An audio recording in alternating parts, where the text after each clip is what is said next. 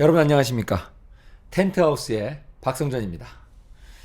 오늘은 창세기 6장 9절 말씀으로 같이 가자라는 제목으로 말씀을 나누려 합니다. 여러분, 창세기 6장 9절은 노아 이야기입니다. 노아의 스토리라기보다는 노아가 특별히 받았던 은혜에 대한 이야기입니다.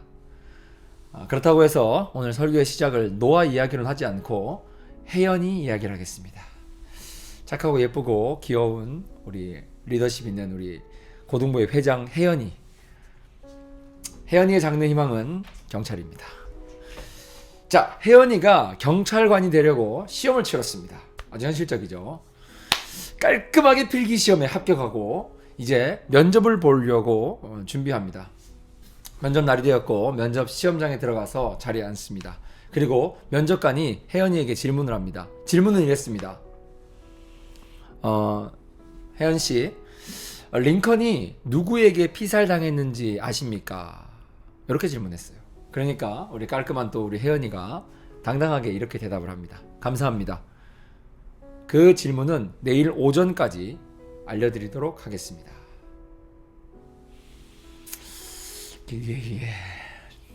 면접관은 어이가 없다는 표정을 지었습니다. 그리고 혜연이는 집으로 돌아왔고 오빠에게, 우리 고등부 선생님이신 우리 오빠에게, 도현이 오빠에게 기쁜 마음으로 이렇게 말합니다. 오빠, 나 첫날부터, 면접 봤던 첫날부터 사건을 맡았어. 준비하고 얼른 나가봐야 될 것 같아. 나 내일 링컨 살해범을 잡아야 해. 왕. 여러분, 얼핏 보면 맞는 말 같은데 알다시피 오해입니다. 틀렸어요. 링컨은 현존하는 사람이 아니잖아. 현존했으면 맞는 말이지. 그 맞는 것 같은데 아니야. 완벽하게 틀렸어. 오해였어. 여러분, 우리는 삶을 살아가면서 많은 오해를 합니다. 엄청나게 많은 오해들을 해요. 여러분, 그렇다면 문명이 발전하고 많은 것이 새로워지고 또 많은 것이 좋아졌다고 해서 이 사람이 변할까요? 인격이 변할까요? 그렇게 보일 수도 있어요. 네, 겉으로 이렇게 번지르르하게 보이니까. 하지만 아닙니다. 예나 지금이나 사람은 똑같아요. 예나 지금이나 변한 것이 없습니다. 핸드폰이 2G로 시작을 하더니 이제 3G, 4G, 5G까지 너무너무 빨라졌어요. 여러분, 앞으로도 어떻게 더 빨라질지 변해갈지 모릅니다. 이렇게 세상이 많이 바뀌었다고 해서 제약으로 가득한 우리의 마음이 좋은 마음으로 바뀔까요? 그래 보일 수는 있어요. 네, 저 사람 마음이 좋게 바뀌었구나. 그렇게 보일 수는 있지. 하지만 아닙니다. 예나 지금이나 사람은 죄를 짓는 죄인입니다. 변함없습니다. 오해하지 마세요. 여러분 보세요. 또 우리나라는 작지만 1등이 많아요. 여러 가지 1등이 있는데 다 외우질 못했어요. 보고 읽을게요. 초고속 인터넷 가입률 1위, 핸드폰 보급 성장 세계 1위, 반도체 생산량 세계 1위, 화장품 소비량 세계 1위, 선박 건조율 세계 1위, 제철 조각 생산량 세계 1위, 쇼트트랙 1위, 태권도 1위, 양궁 세계 1위, 교육열 세계 1위, 그리고 인구 대비 성형수술 비율 세계 1위. 많습니다. 여러분, 1등이라는 것은 뭐냐면 대한민국의 많은 사람들이 그것을 즐겨하고 그것을 연구하고 있다는 겁니다. 여러분, 그렇다면 이렇게 많은 1등이 과연 우리의 인생에 행복을 줄 수가 있을까요? 행복하다고 느낄 수가 있는데 그것이 진정한 행복일까요? 인터넷이 빠르고 핸드폰이 좋으면 우리는 행복할까? 여러분 보세요. 화장품 많이 사용하잖아. 우리 여학생들 화장품을 많이 사용하고 성형수술을 하고 내 얼굴이 예뻐지면 행복해질까요? 여러분, 외모 지상주의, 물질 만능주의, 여러분, 그것으로는 우리의 삶의 어떤 것도 헤쳐나갈 수도 없고 행복할 수도 없습니다. 착각입니다. 오해입니다. 여러분, 약이 필요하면 약사에게 가야 됩니다. 여러분, 몸이 아프면 의사에게 가야 되는 게 맞습니다. 사람은 문제가 생기면 하나님을 찾아가야 합니다. 창세기 6장 9절을 보세요. 이것이 노아의 조건이라. 노아는 의인이다. 당대의 완전한 자다. 그는 하나님과 동행했다. 아멘. 여러분, 이 말씀을 쉬운 성경으로 읽어보면 이렇게 돼 있어요. 노아는 그가 살던 시대에 의롭고 흠없는 사람이었습니다. 노아는 하나님의 뜻에 따라 하나님과 함께 살았습니다. 여러분 큰 소리로 한번 따라해 보세요. 뜻에 따라 함께. 여러분 보세요. 개역개정에서는 하나님과 동행했다. 쉬운 성경은 어떻게? 하나님의 뜻에 따라 함께 살았다. 무슨 말이에요? 동행이라는 것이 하나님의 뜻에 따라 함께 사는 것이란 말이에요. 다시 말해서 하나님의 뜻에 따라 함께 사는 것이 동행이라는 것입니다. 이것이 바로 동행입니다. 한 가지의 뜻을 정하고 그 뜻을 따라 사는 것. 같이 걷고 같이 가고, 그것이 바로 동행입니다. 여러분, 하나님의 뜻에 따라 우리가 순종하며 산다는 것은 비록 이해가 되지 않는 상황이라도 알겠습니다 하고 하는 겁니다. 정말 예배가 드리기 힘든 상황이라 할지라도 부모님께서 또 전사님께서 선생님께서 하나님께서 예배 드려라. 이해가 안 돼요. 나 너무 공부한다고 바쁜데, 나 너무 친구들과 관계 때문에 바쁜데 이해가 안 돼요. 왜 그걸 다 제쳐놓고 이걸 하라고 하는지 순종할 수 있는 마음이 있어야 된다는 것입니다. 비록 이해가 안 되는 상황이라 할지라도 그것이 바로 하나님과 동행하는 것이라는 겁니다. 그것이 바로 하나님의 자녀된 여러분들의 모습이라는 겁니다. 여러분 보세요. 노아가 방주 만드는데 산꼭대기에다 120년을 만들었어. 여러분 이해가 돼요? 전사님이 이해가 안 돼요. 1년 2년도 아니고 지금은 우리가 누려볼 수 있는 그런 나이도 아니잖아. 근데 그 긴 세월 동안 산꼭대기에다가 배를 만들었다는 겁니다. 얼마나 멋집니까 여러분? 그 순종의 모습이. 하나님께서 노아에게 뭐라고 하셨어요? 노아는 의인이다. 당대의 완전한 자다. 이렇게 말씀하셨잖아요. 얼마나 멋집니까 여러분? 성경에 하나님과 동행하였으며. 전도사님 여러분 창세기 한 3장 2절쯤에 박성전은 하나님과 동행했으며. 와, 막 전사님 막 그 성경이 막 심장이 터질 것 같아.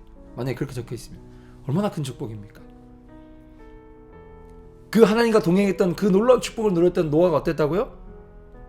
120년 동안 방주 만들었대. 산 꼭대기에다가.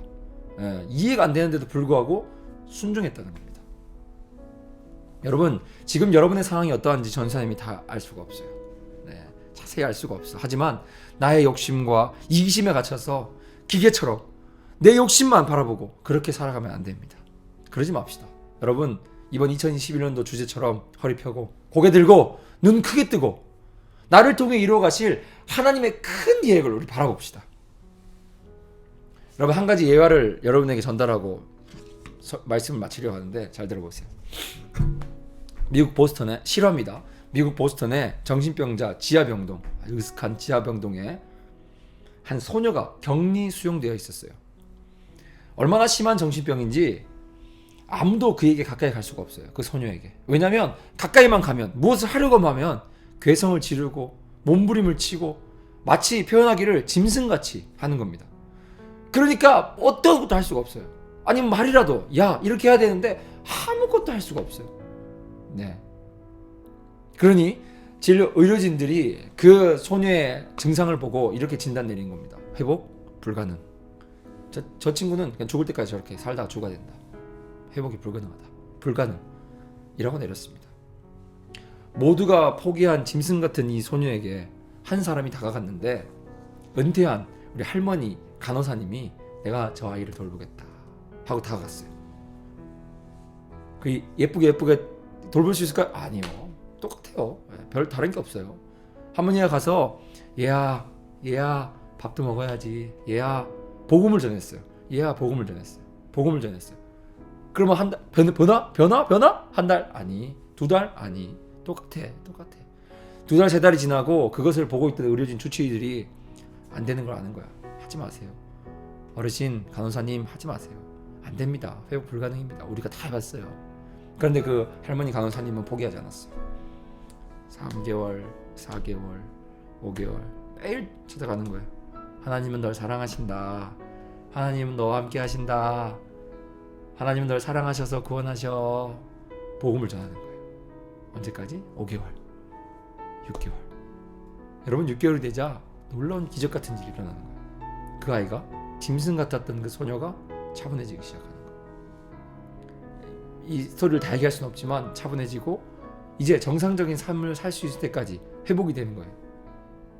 여러분, 정신병동에 갇혀있던 한 사람이 자유를 얻게 되면, 정상인으로 돌아오게 되면 뭘 할까요?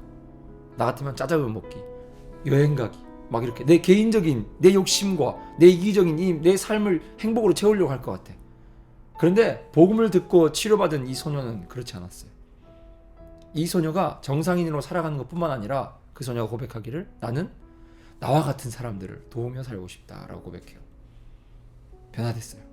큰 계획을 바라보고 이제는 걸어가기 시작한 거예요. 여러분, 이 짐승 같았던 이 소녀, 자기와 같이 힘들고 어려웠던 그 사람들을 도와주고 치료했던 그 소녀는 바로 헬렌 켈러의 스승 앤 설리반 선생님이십니다. 여러분, 절망하고 낙심해 있지 마세요. 여러분, 예배드리기가 너무 힘듭니까? 여러분, 그리스도인으로 살아가는 게 너무 낙심되고 힘듭니까? 억울합니까? 여러분, 그 가운데 있지 마세요. 어느 누구가 보면 참 가짜나 보일 수도 있고, 어느 누구가 보면은 답답해 보일 수도 있고, 마음이 아플 수도 있어요. 여러분, 우리 이 틀 안에 갇혀가지고 답답하게 그렇게 이 세상에 나의 욕심만 바라보고 그렇게 살아가면서 유치하다는 소리 듣고, 야, 너 그게 뭐냐, 그렇게 듣지 말고 우리 허리를 펴고 고개를 들고 눈을 크게 뜨고 하나님이 계획하신 그 나를 통해 이루어가실 큰 계획을 바라봅시다. 그러면은 전사님 자주 얘기하는 거 있잖아요. 탱크 타고 가듯이 돌멩이 하나 걸리는 거 별거 아니에요. 그냥 갈아 뭉개버려, 지나가면서. 예. 실패해서 절망했어? 그 정도 실패 절망증이야. 하나님이 이루어가실 큰 계획 아래에서는 내가 견딜 수 있는 고통이야. 예. 여러분, 학생들이 가끔 물어봐요. 너희들 그렇게 학원을 가고 싶어하고 그렇게 친구들과 놀고 싶어하는데 학원 가서 얻으려고 하는 것이 무엇이니? 시험 잘 봐야 돼요. 그 한 걸음 앞을 바라보는 것 같아요. 그러면 시험 잘 봐서 뭐 하려고 하니? 대학 가야 되는데 대학 가서 뭐 하려고 하니? 잘 몰라. 그 다음부터는 돈 행복하게 살겠대, 돈 많이 벌겠대. 그것이 너의 인생의 꿈이니? 하나님이 너를 통해 이루어가실 큰 계획이니? 혼란스러워하는 거야. 그것을 대학교 가서 이제서야 알고 혼란스러워하는 거야. 나 어떻게 살아야 되지? 내가 왜 여태까지 이렇게 살았을까? 여러분, 오늘 말씀을 듣는 우리 청소년 여러분, 하나님이 여러분 통해 계획하시는 큰 계획이 있어요. 여기 갇혀가지고 막 좌지우지되고 막 자빠지고 넘어지고 하지 말고 우리 하나님이 계획하신 그 놀라운 계획들을 바라보며 살아갑시다. 언제나 여러분 가운데 하나님이 함께 하신다는 것을 꼭 기억하세요. 허리 펴고 고개를 들고 눈을 크게 뜨고 나를 통해 이루어가실 하나님의 큰 계획을 우리 바라보며 살아가는 우리 모든 학생 되기를 축복합니다.